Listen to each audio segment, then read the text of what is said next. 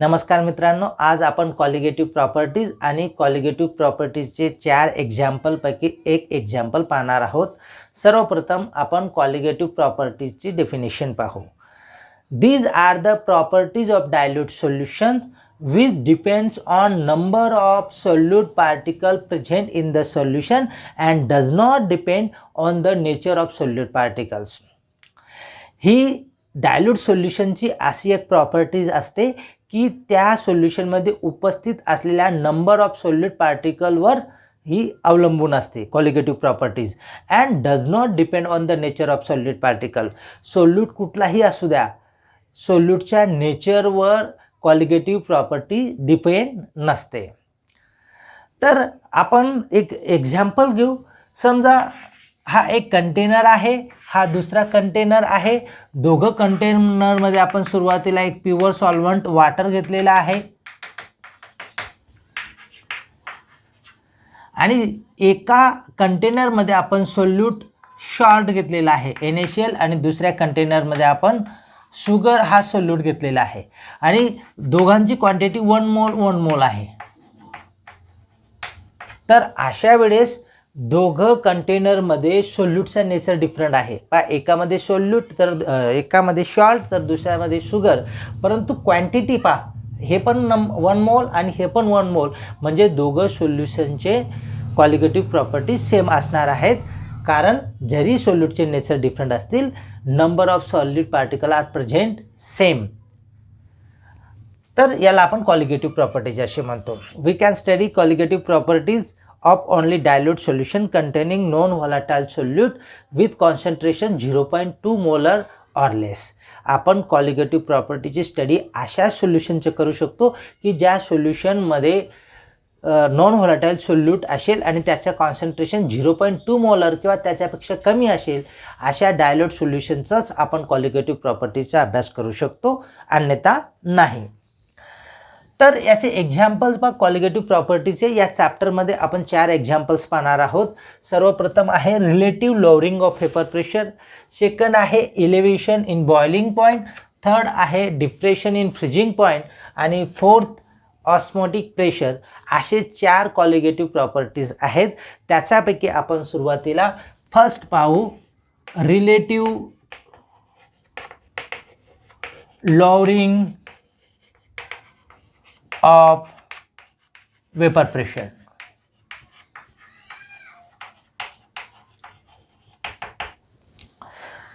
Relative lowering of vapour pressure म्हणजे काय हे समजून घेण्यासाठी आपण परत मी एक कंटेनर ड्रॉ केलेला आहे आणि समजा या कंटेनरमध्ये आपण प्युअर सॉल्व्हंट घेतलेला आहे वॉटर, म्हणजे याच्यामध्ये सोल्यूट नसेल. आणि आपल्याला माहीत आहे की कुठलाही लिक्विड मॉलिक्यूलचं रूपांतर वेपर मॉलिक्यूल्समध्ये होत असतात, परंतु या कंटेनरमधील फक्त जे सरफेसवर वॉटर मॉलिक्यूल असतील अशा वॉटर मॉलिक्यूलचंच रूपांतर वेपरमध्ये होतील. हे सर्व लिक्विडसाठी सेम आहे. कुठल्याही लिक्विड मॉलिक्यूलचं वेपर मॉलिक्यूलमध्ये रूपांतर होत असतं, हे फक्त सरफेसवर उपस्थित असलेल्या मॉलिक्यूल्सचंच होतं. जे इन बल्क मॉलिक्यूल असतात म्हणजे मध्यभागी, त्याचं वेपरमध्ये रूपांतर होत नाही. जर या मॉलिक्यूल्सचं वेपरमध्ये रूपांतर व्हायचं असेल तर त्याला सर्वप्रथम सरफेसवर यावं लागेल, तरच त्याचं रूपांतर वेपर्समध्ये होईल. आणि समजा एका सर्टन टेम्परेचरला या ठिकाणी 10 सरफेस मॉलिक्यूल आहेत, तर हे 10चे 10 सरफेस मॉलिक्यूल्स वेपरमध्ये कन्वर्ट होतील.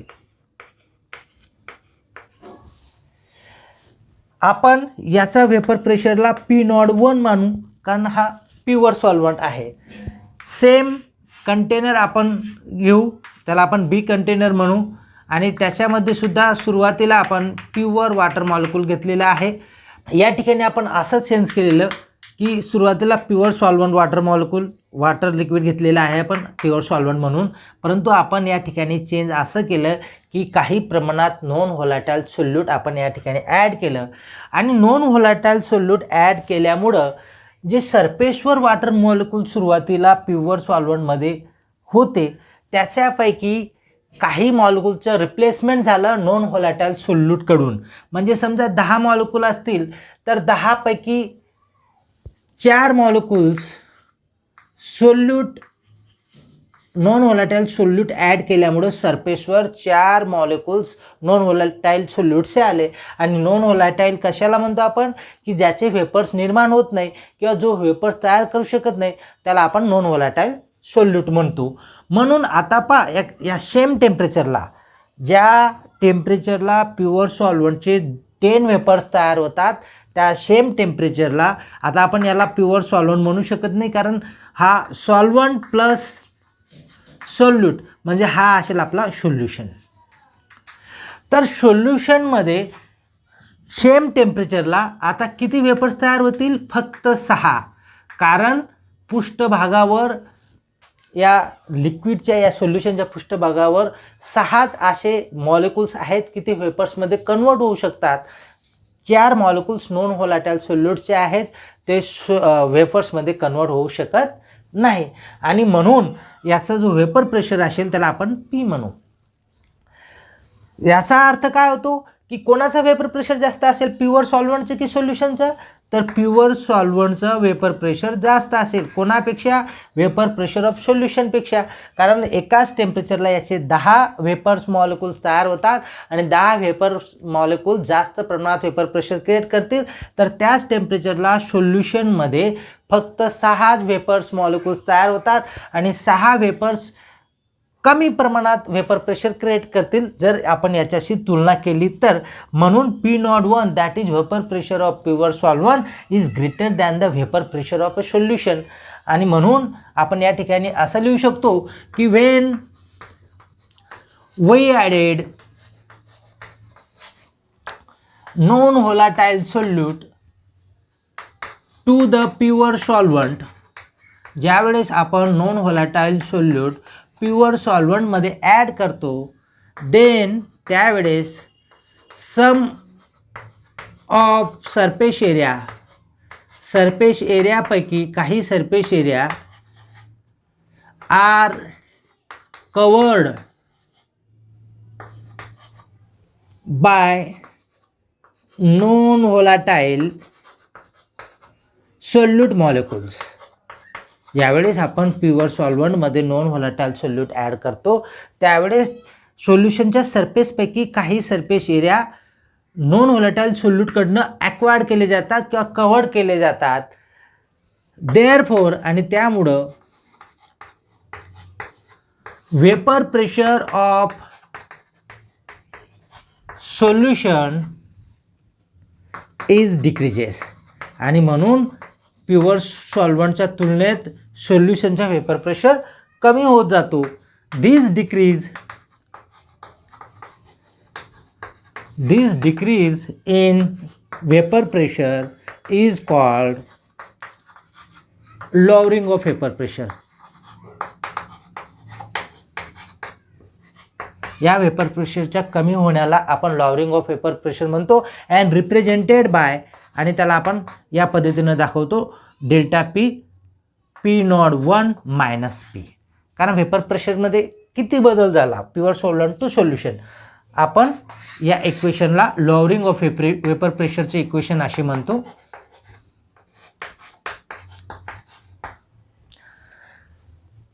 आता पहा, आपल्याकडे इक्वेशन आहे delta P is equal to P01 minus P. परंतु याच्या आधी आपण बाय रॉल्स लॉ पाहिलेला आहे. रॉल्स लॉमध्ये समजा एखादा बायनरी मिक्सचर असेल, म्हणजे त्याच्यामध्ये 2 कंपोनंट असतील A अधिक B, तर याचा जो वेपर प्रेशर असेल P, vapour pressure of solution P ने दाखवतो आपण, तो कसा असेल, त्याच्यामध्ये उपस्थित असलेल्या दोघं कंपोनंटच्या पार्शियल प्रेशरच्या बेरजे इतका असतो. आणि कोणत्याही कंपोनंटचा पार्शियल प्रेशर हा त्याच्या मोल फ्रॅक्शन आणि प्युअर लिक्विडचं वेपर प्रेशरच्या गुणाकार इतका असतो. आपण ते रॉल्स लॉमध्ये पाहिलेलं आहे. मग अकॉर्डिंग टू रॉल्स लॉ आपण या सोल्युशनचं वेपर प्रेशर कसं दाखवू शकतो, P01 x1. कंपोनंट 1चं प्युअर लिक्विडचं वेपर प्रेशर आणि त्याचं मोल फ्रॅक्शन प्लस P02 X2.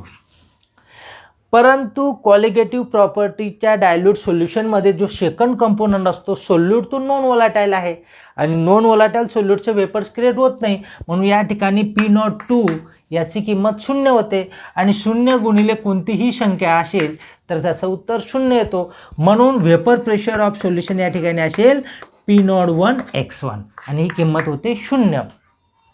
आता आपण या इक्वेशन नंबर 1 मध्ये vapour pressure of solution P ची किंमत टाकल्यावर आपल्याला डेल्टा P = P01 - P. आता P च्या ऐवजी आपण ही किंमत पुट करणार आहोत P01 X1. या ठिकाणी P01 दोघं सेम आहेत, कॉमन आहेत, म्हणून या इक्वेशनला आपण या पद्धतीने लिहू शकतो 1 - X1 आणि P01 कॉमन काढला आपण. त्याच पद्धतीने आपल्याला हे पण माहीत आहे की बायनरी सोल्युशन असेल किंवा कुठलाही सोल्युशन असेल त्याच्यामध्ये उपस्थित असलेल्या कॉम्पोनंटच्या मोल फ्रॅक्शनची बेरीज नेहमी 1 असते, म्हणून X1 मोल fraction of first component plus मोल fraction of second component is always 1. Therefore 1 - X1 = X2. याला आपण रिअरेंज केल्यानंतर X2 ची किंमत काय असते 1 - X1, म्हणून आपण आता या इक्वेशन नंबर याला 2 जर दिलं तर 1 - X1 च्या ऐवजी आपण X2 लिहू शकतो.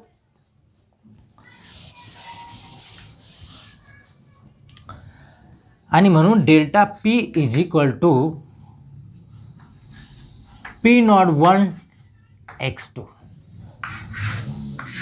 हा इक्वेशन आपल्याला मिळतो. याला आपण इक्वेशन नंबर 3 देऊ आणि या इक्वेशनवरून आपण असं सांगू शकतो डेल्टा P काय आहे, लॉवरिंग ऑफ वेपर प्रेशर, म्हणून hence lowering of vapour pressure is equal to the product of vapour pressure of pure component into the mole fraction of a solute. जो मोल फ्रॅक्शन आहे याला आपण rearrange केलं या इक्वेशनला तर आपण असं लिहू शकतो डेल्टा P अपॉन P01 किंवा या डेल्टा Pला आपण परत असं लिहू शकतो P01 - P upon P01 = X2.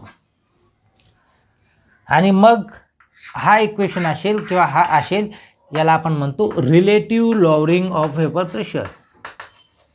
Relative lowering of vapour pressure. आपण ओरिजिनल सोल्युशनची याची जर तुलना केली आपण वेपर प्रेशरमध्ये काय बदल झाला डेल्टा P आणि प्युअर सॉल्व्हंटचा वेपर प्रेशर काय, या दोघांचं रिलेशन आपण जर मांडण्याचा प्रयत्न केला तर या इक्वेशनला आपण relative lowering of vapour pressure असे म्हणतो. आता बघा relative lowering of vapour pressure काय आहे, एक कॉलिगेटिव्ह प्रॉपर्टी आहे. कॉलिगेटिव्ह प्रॉपर्टी आपण का म्हणू शकतो,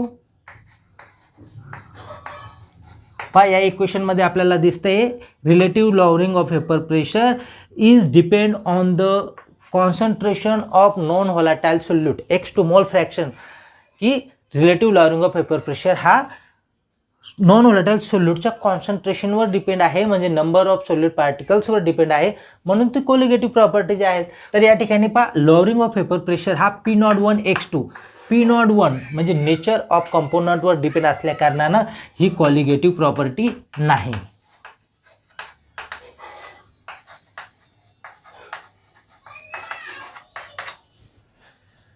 आता या रिलेशन नंतर आपण असं म्हणू शकतो X2 mole fraction of non volatile solute. कुठल्याही कंपोनंटचं मोल फ्रॅक्शन हा एक गुणोत्तर असतो कोणाचा, की the mole fraction of any component is the ratio of the number of moles of that component divided by the total numbers of all component present in the solution. आपण मोल फ्रॅक्शनचं याचा आधी पाहिलेलं आहे की याचं एक गुणोत्तर आपण कसं काढू शकतो, ज्या कंपोनंटचं मोल फ्रॅक्शन आपल्याला काढायचं असेल त्याचे नंबर ऑफ मोल्स भागिले total number of moles present in the solution. हा बायनरी सोल्युशन असल्या कारणानं आपण हे इक्वेशन अशा पद्धतीने लिहू शकतो. परंतु we concerned with a dilute solution. आपण कॉलिगेटिव्ह प्रॉपर्टी डायल्यूट सोल्युशनचं काढत आहोत, म्हणजेच या ठिकाणी नंबर ऑफ सॉलिड पार्टिकल खूप कमी असेल आणि नंबर ऑफ सॉल्वंट मॉलिक्यूल जास्त असेल. याचाच अर्थ N1 is greater than N2. Number of moles of solvent is greater than N2. सॉल्वंटचे मॉलिक्यूल खूप जास्त आहेत, सोल्यूटचे खूप कमी आहेत, आणि म्हणून डायल्यूट सोल्युशनसाठी आपण N1 + N2 याची किंमत फक्त N1 घेतो कारण N1च्या तुलनेमध्ये N2 खूप कमी आहे. म्हणून आपण हा इक्वेशन असं लिहू शकतो x2 = N2 आणि N1 + N2च्या ऐवजी फक्त आपण N1, कारण N2 इज अ निग्लेजिबल आहे.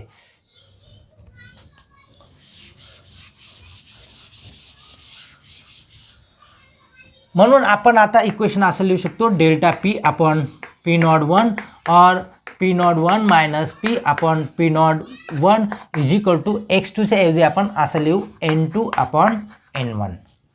नंबर ऑफ मोल्स काढण्याचे सूत्र परत आपल्याला माहीत आहे.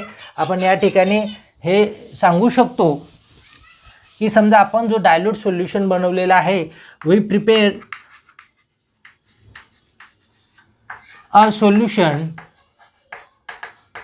by dissolving W2 gram of a solute into W1 gram of a solvent.